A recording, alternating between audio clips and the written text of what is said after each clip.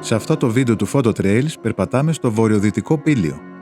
Θα γνωρίσουμε έναν λάτρη του βουνού, θα δούμε αναλυτικές πληροφορίες για το μονοπάτι, στεκόμαστε τυχεροί με τον καιρό και κάνουμε με κάποιες φοβερές τάσεις για φωτογραφίες και φυσικά στον τελικό μας προορισμό απολαμβάνουμε από ψηλά το μεγαλύτερο απομονωμένο μοναστήρι του Πηλίου, που έχει κτιστεί σαν φρούριο για να αντέξει στους προηγούμενους αιώνες.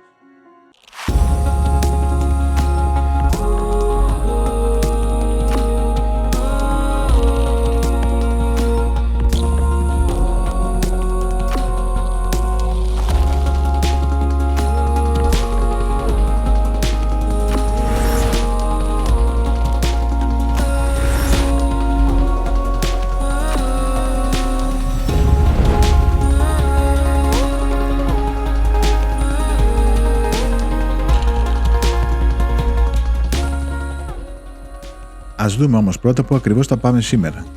Η Μονή Φλαμουρίου στο χάρτη είναι εδώ πάνω και απέχει από το Βόλο περίπου 25 χιλιόμετρα, μέσα στα οποία θα βρούμε πολύ πράσινο αλλά και αρκετές τροφές.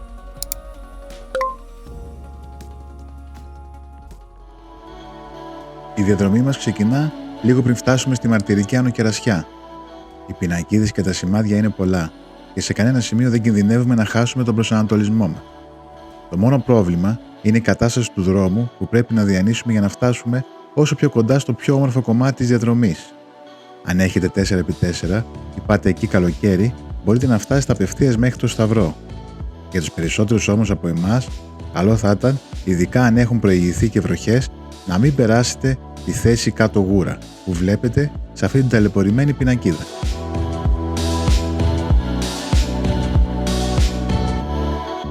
Η ομίχλη και ένα κυνηγόσκυλο που ψάχνει το αφεντικό του μας ομορφαίνουν παραπάνω αυτό το πρώτο λίγο πιο μονότονο κομμάτι της διαδρομής.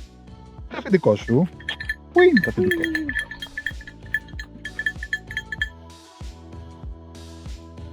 Φτάνοντας σε αυτούς τους χαραγμένους σταυρούς, πάνω στα δέντρα, σημαίνει πως μπαίνεις πλέον στο δάσος της Μονής Φλαμουρίου. Ένα δάσος οξιάς και καστανιάς που αυτή την εποχή είναι καταπράσινο και πανέμορφο.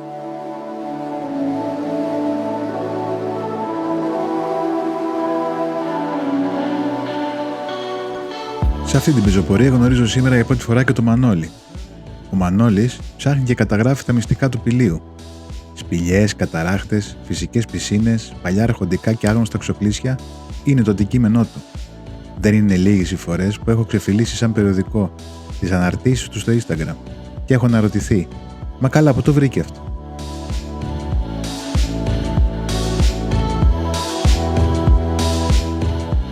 Σε λίγο φτάνουμε στο Σταυρό, που αυτή η πινακίδα μας προσγειώνει προσωρινά στην πραγματικότητα.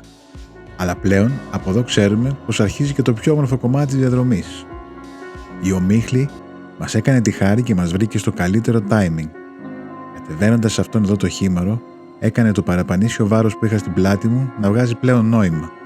Μηχανές, τρίποδα, ντρόουν, έξτρα φακή είναι σίγουρα αντικείμενα που δεν έχουν καμία αξία αν δεν βρεις κάτι όμορφο να καταγράψεις. Και εμείς εδώ, για σήμερα, το είχαμε βρει.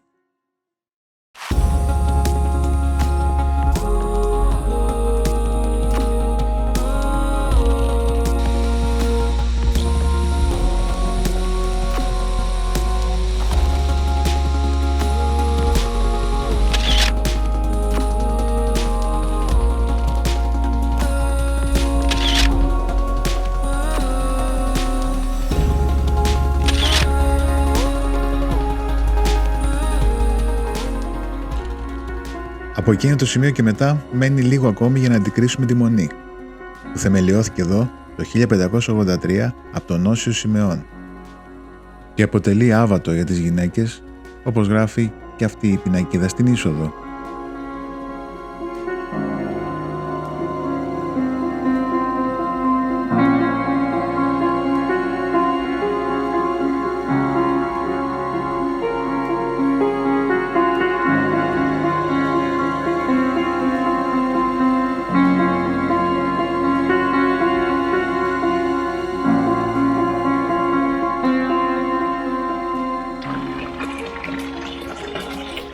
Εδώ γεμίζουμε τα παγούρια μας με καθαρό πόσιμο νερό. Απολαμβάνουμε τον πολύ όμορφο χώρο της Μονής που έχει δεχτεί την άνοιξη για τα καλά και παίρνουμε τον δρόμο της επιστροφής. Λίγο πιο κάτω είναι το μνημείο Αλφόνς, αλλά αυτό σίγουρα αξίζει κάποια στιγμή το δικό του επεισόδιο. Η επιστροφή έχει ανηφόρα όπως είναι αναμενόμενο, αλλά είναι υποφερτή και το μονοπάτι μας αποχαιρετά με το σκηνικό να έχει αλλάξει πλήρως μετά την αποχώρηση της ομίχλης.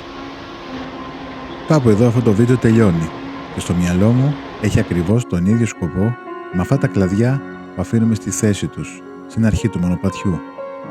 Να τα βρουν δηλαδή, αν τα χρειαστούν, αυτοί που θα έρθουν μετά από μας.